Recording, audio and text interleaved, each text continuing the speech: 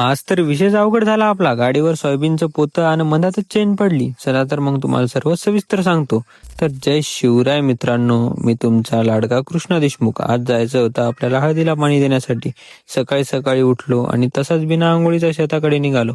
जाता जाता मधातच हरणदादा भेटले. त्यांनी पण राम घातलं आणि मधातच जाता जाता एक विचार आला, एवढी झंड कोणाची असू शकते? इथेच आपलं कॉलेज आणि इथेच आपलं शेत आणि जवळच घर पण आहे. कॉलेजात लेक्चर जरी सुरू असलं तरी पण आपल्या शेतात आपलं काय चाललं ते मला सर्व दिसते. जाऊ द्या, जे होते ते चांगल्यासाठीच होते. मग आलो आणि आपली मोटर सुरू करून दिली. आपण ड्रिपने पाणी देतो, कधी कधी बरोबर पावचत नाही, त्यासाठी सर्व पाहून घेतलं आणि सर्व व्यवस्थित चालू होतं. आणि हे पा आपली खिल्लार आवडले असेल तर घेऊन जा, कारण घरचे माझ्यापेक्षा जास्त यांचीच सोय करतात. मग थोड्याच वेळात मळणी यंत्र सुद्धा आलं आणि मग म्हणलं आपली सोयाबीन पण काढून घेऊ. मग घरी आलो आणि आपली गाडी काढली, सिद्धाने सँडीले घेतलं आणि डायरेक्ट आलो शेतात. आपल्याला झाले होते 3 एकरात 1.5 पोते. मग सिद्ध्या म्हणते एक काम करू, हे विकून एवढ्याचे फटाकेच घेऊन येऊ, पुरा माहोल करून टाकू. आणि मग गाडीवर पोतं नेता नेता मधातच आपल्या गाडीची चेन तुटली.